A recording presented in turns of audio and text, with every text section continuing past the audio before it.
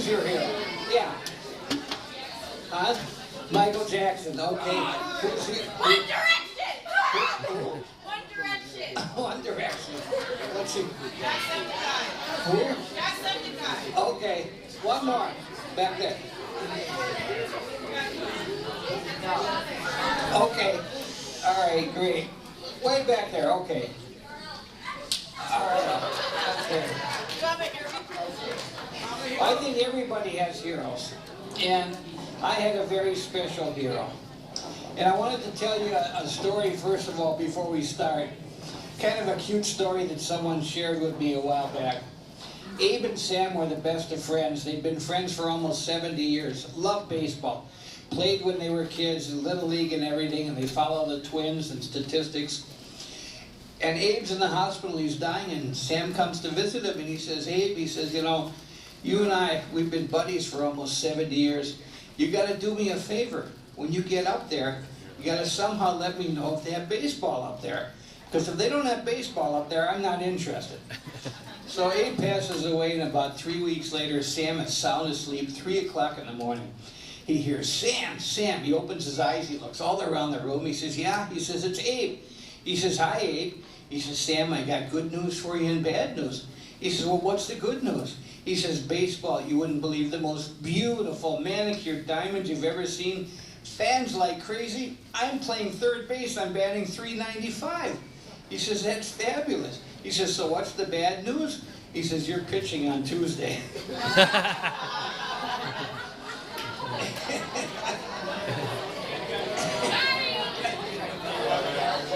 You know, every time I share my amazing story, I remember what someone said to me a long time ago. They said, yours is a story that only happens in dreams. You know, and if you talk about heroes, and all of you mentioned some heroes, just imagine having your hero and having that be a dear friend of yours. You know, the legacy of Jackie Robinson doesn't just happen. It becomes more clear the more we talk about it. And if you can just imagine, before 1947, there were 400 white baseball players. After April 15th, 1947, there were 399 white players and 1 black player. And today's a very significant date in history, because 70 years ago today, Jackie Robinson signed his contract with the Brooklyn Dodgers. So he was a real hero. He never drank, he never smoked, he never took drugs, and he never refused to sign a kid's autograph. You know, they say Babe Ruth changed baseball. Jackie Robinson changed America, and he did it alone.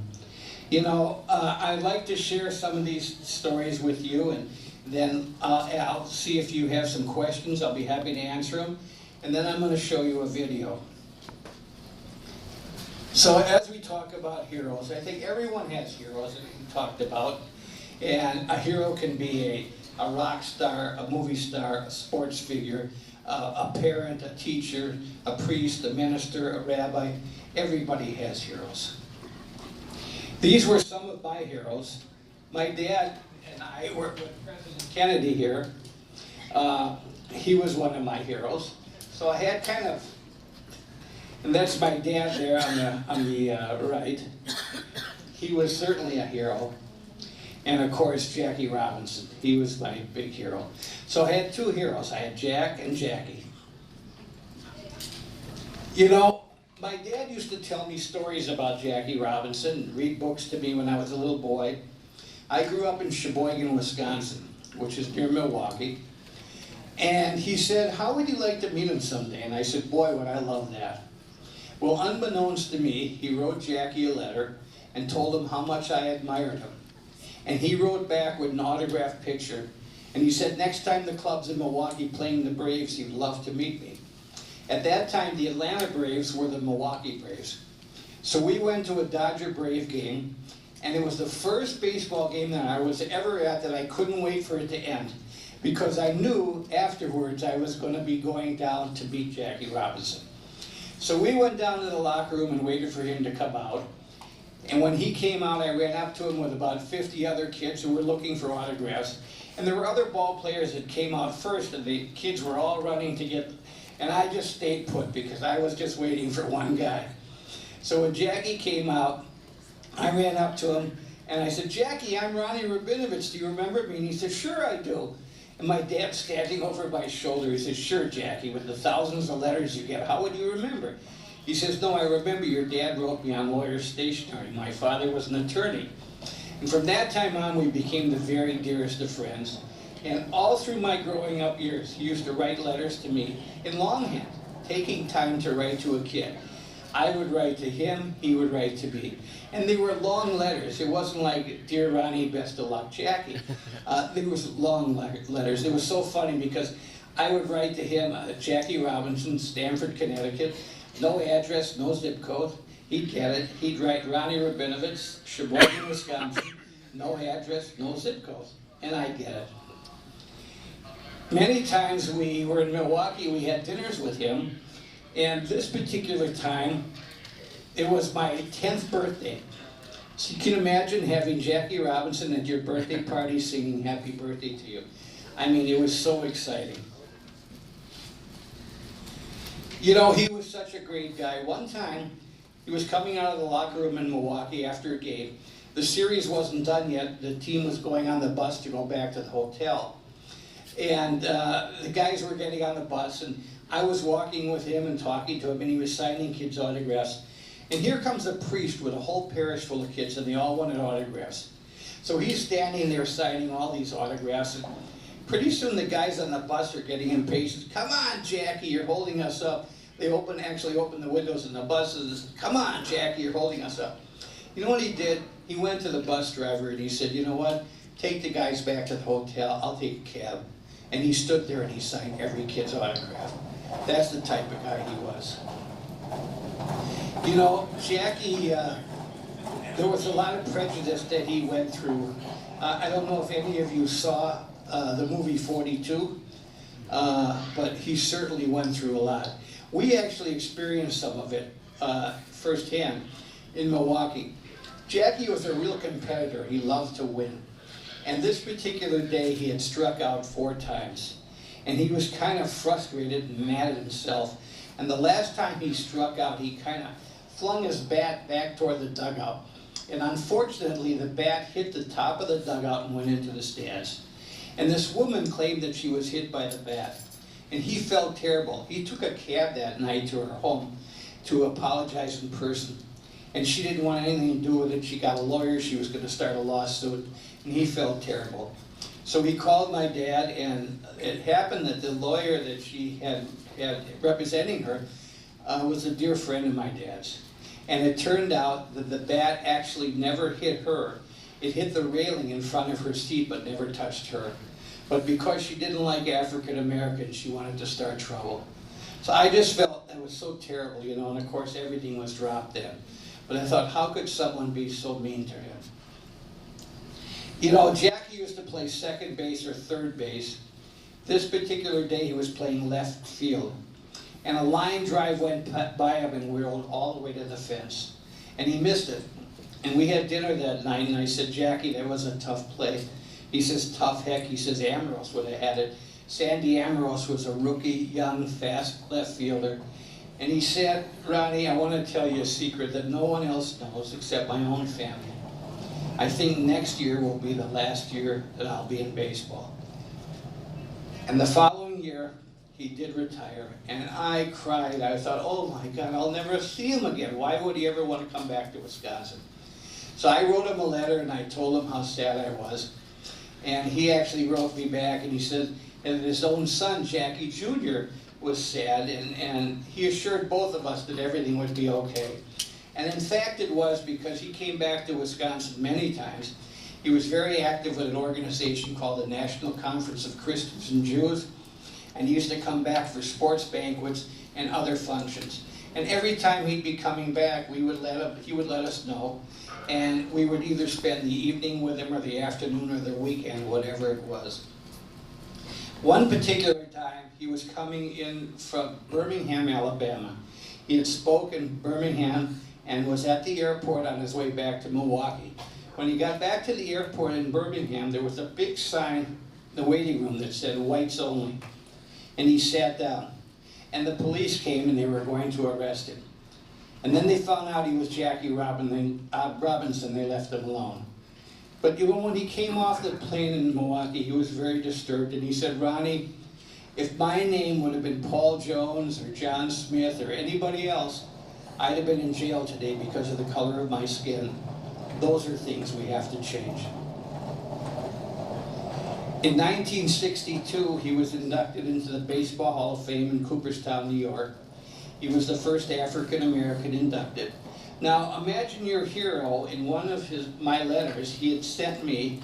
Imagine your hero giving you his unlisted or her unlisted phone number. And I used to call him occasionally.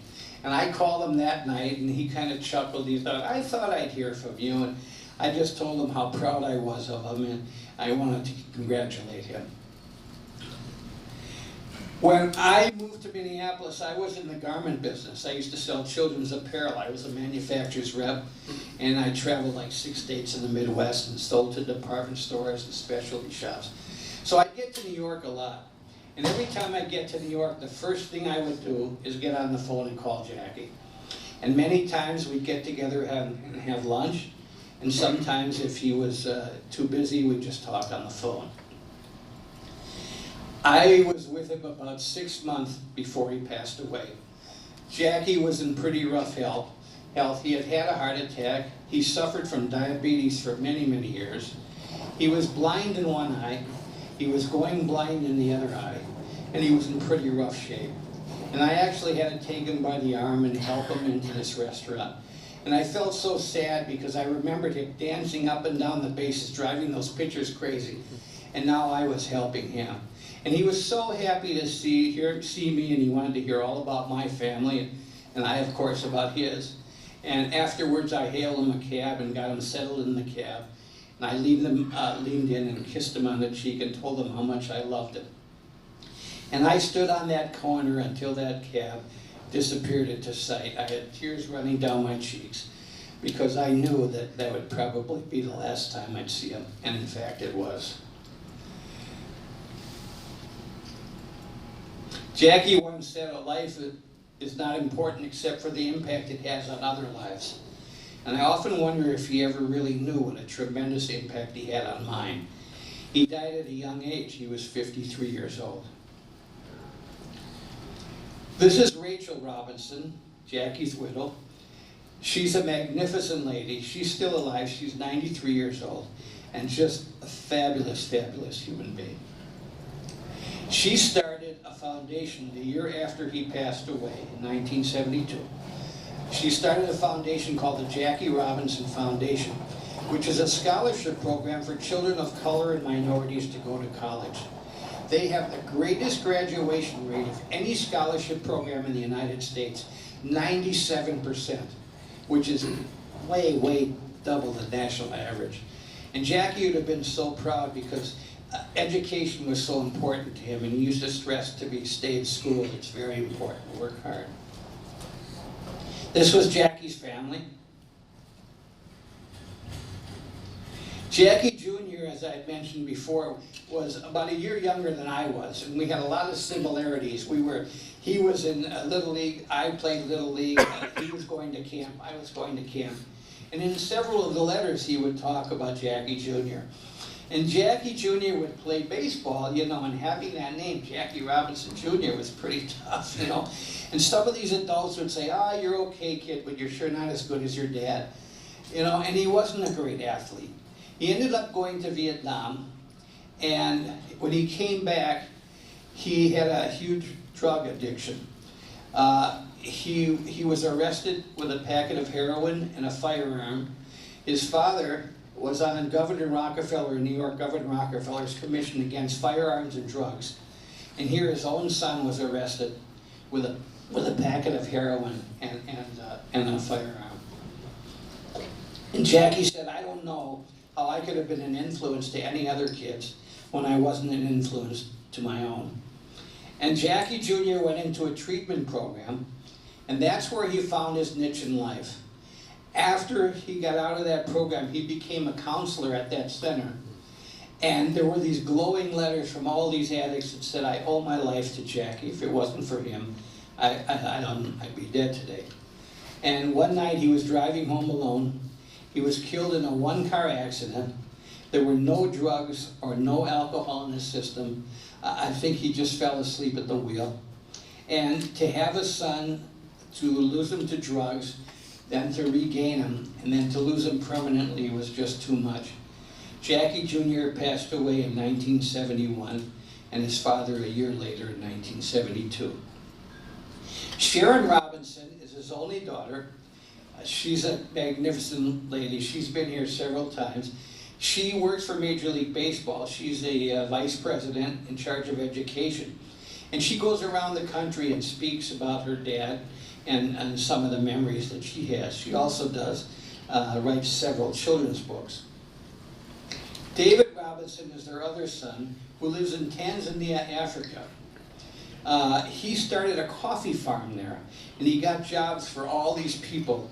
And they're all working very hard there. It's a very successful company called Sweet Unity Farms. So each one in their own right has given back to this country.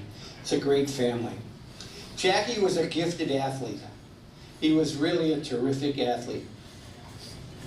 He went to college at UCLA. He was an All-American in football. He was an All-American in basketball. He broke the world's record in the broad jump and track, and he played baseball. He was the only athlete ever to letter in 4 sports at UCLA. Just a tremendous athlete. This was a telegram Jackie sent me when I graduated from high school. Now, a lot of you, I'm sure, don't know what a telegram is. But let me tell you, there used to be a Western Union office and a telegraph operator, and there was a ticker tape machine. And you see these little strips that says congratulations? Those would come off of this ticker tape machine, and then the telegraph operator would take a blank piece of paper. It would say either congratulations or happy birthday or happy anniversary on it, and he would glue those onto that paper, and then they would deliver it personally to your home. So it was really special. This way, way before texting and emailing and tweeting and all of that. So congratulations, sorry to have delayed message. Have been out of the city. I'm always proud of your achievements. Continued good luck, Jackie Robinson. Imagine, just so exciting. His birthday was January 31st, and every year without fail, I would send him a birthday card. This was a friend of mine by the name of Johnny. I met Johnny in 2nd grade, and we were playing in the playground one day, and he came up to me and he said, I can't play with you anymore. And I said, why? He said, because you're Jewish. And I went home that day, I cried, I was so devastated. And that night my father went to his home and spoke to his parents. I wasn't there, I don't know what was said, but the next day we were able to play together again, and we became the best of friends. And his parents loved me, I loved them. It was just ignorant. They had never met a Jewish person, they had never met an African American, and Johnny still lives in Sheboygan. We're still the best of friends now. And I actually took Johnny to meet Jackie Robinson. That's Johnny right here to Jackie's right. And he got to meet him, and he became his hero too. So it was a good lesson that people are people. Doesn't matter what color their skin is or what their religion is, as long as they're good people, they're good people. Jackie played for the Dodgers for 10 years. Now, he was a rookie at 28. Most rookies are 19 or 20. But because he couldn't get into Major League Baseball before this, he was a rookie at 28. So he played for 10 years. He stole home 19 times. Just imagine being on third base, the pitcher winds up, and he takes off for home plate. He stole home 19 times, including once in the World Series. Yogi Berra, who just passed away, said he was out. He wasn't out, he was safe. Why me? I often wonder why me. We were so different. I was white, he was black. I was Jewish, he was Christian. I was a kid, he was an adult. I was from a little town in the Midwest, he was from a big city out east. And yet there was this friendship and love that we both had for each other. I love sharing this story. I've done it for many, many years, almost 30 years now. And went all over this country. I've been to the Baseball Hall of Fame a couple of times in Cooperstown. They invited me to speak. And I've been to colleges and universities and corporations and companies. And I'll talk about Jackie anytime anybody wants to listen. It was just amazing. You know, he was such a great guy. And on January 20th, 2009, it was Inauguration Day. And I wrote an article that was in the paper that said, I wonder what Jackie Robinson would be thinking today. Because in 1972, which was the 25th anniversary of his breaking the color line in baseball, he was honored at the World Series in Cincinnati. And he said, thank you very much for this honor, but I won't be happy until I see a black man as a manager in baseball or an African-American general manager. And January 20th, 2009, we inaugurated our first African-American president. And whether you're a Republican or a Democrat, it doesn't matter. It matters that he broke the door for everybody, not only in the sports world, but in the business world and other things. As a matter of fact, when Barack Obama was campaigning for presidency, he was known as the Jackie Robinson of politics. So it's really something. So I'd like to see if you have any questions, and then I'm going to show you a video, okay? So anybody have any questions? Come on, there's got to be some. Yes. Jackie, you know what, I'm not exactly sure. Wasn't a huge home run hitter. He'd hit 19 or 20 home runs a year, but he'd get on base and he'd get a single and he'd steal second, he'd steal third. He drove those pitchers crazy. I mean, he was so great that way. Yes.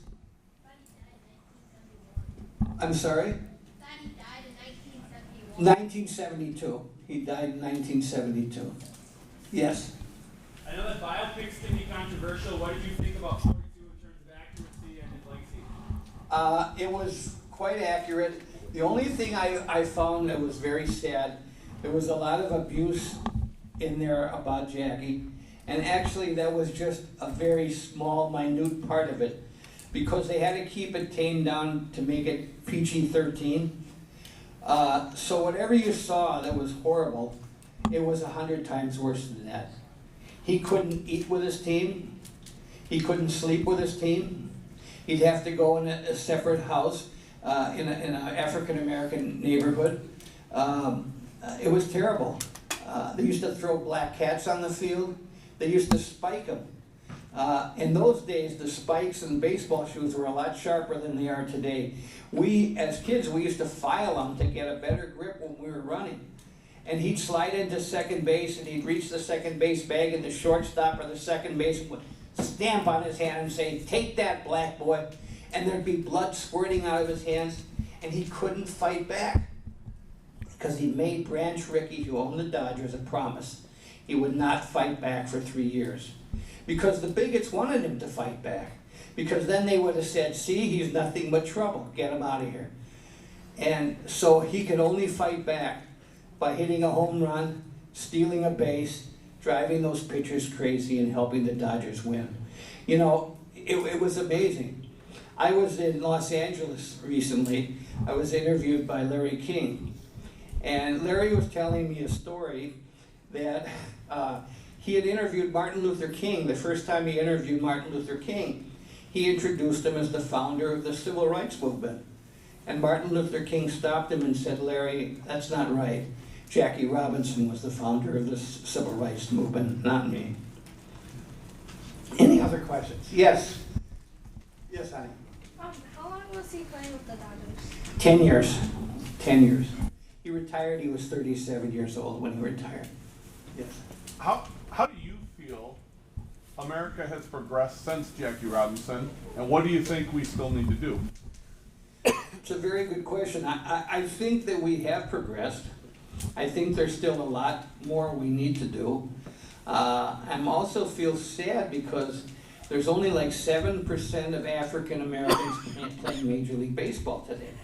It used to be 15, 18%. But I think there's more we need to do.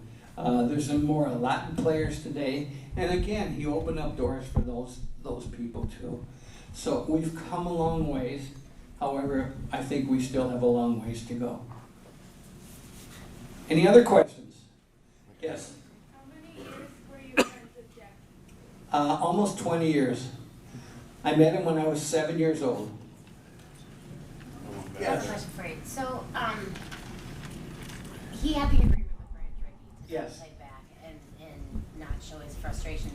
Did you get any insight into that? Any sort of, like on a personal level, did he ever let his guard down and say, God, you know, did he ever show his frustration with you? Yes, he did. I mean, he told me stories, and it was very tough. I mean, and he was very lonely. He couldn't, at the beginning, when he first came into the Dodger team, they started petitions. They didn't want him to play with him. And Dixie Walker was their star center fielder at the time. And he said, my God, if I'm from the South, if I go home and I played with an N, he said, they'd kill me.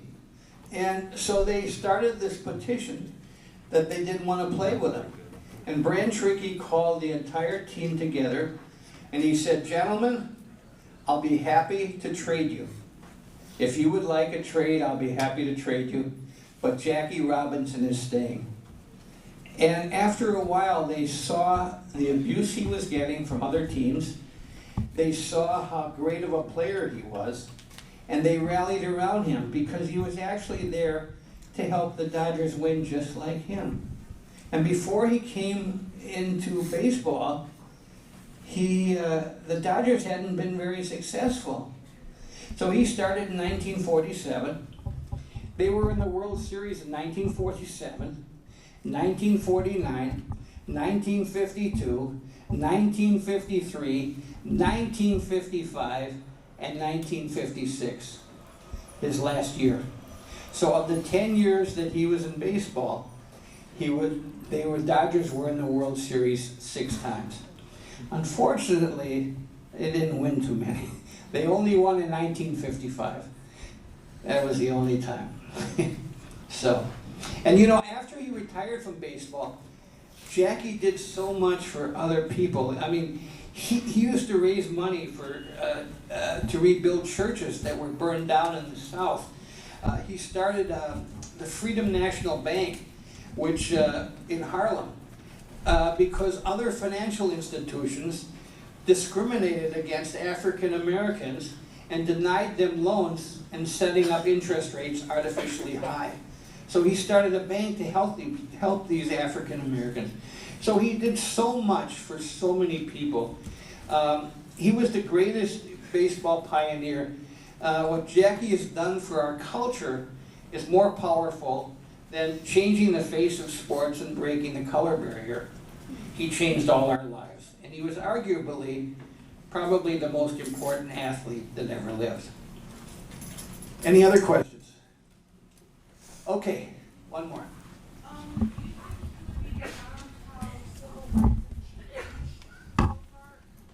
I think he would have been happy to see how far we've come, but I think he would have said we need to go further. Ironically, after he passed away in 1972, shortly thereafter, there became the first African American manager, and he would have been thrilled about that. And ironically, his last name was Robinson also. It was Frank Robinson. So, one more question and then we'll do the video. Yes? Did you ever get to meet Jackie Robinson's parents? No, I never did. No. His father left the family when he was really young. He was like an infant. He never met his father. And his mother, just imagine his mother, had to take, they moved from Carroll, Georgia, and they moved to Pasadena, California. So he had to take his whole she had to take his whole family across the South. Imagine, in those days, how terrible it had to be to get to Pasadena. You know, it was crazy. And his brother, Mac, was actually a tremendous athlete too, his older brother. I don't know in history books if you've ever heard about Jesse Owens in 1936 when he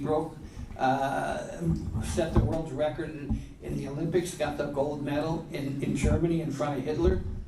So the USA got the gold and the silver. The silver was Mac Robinson, Jackie's brother. So it was pretty cool that the United States kind of stuck it right up his ear. So one more question, then we'll do the video. Any? Okay. The MLB Network did a documentary about Jackie and I. It was called Letters from Jackie.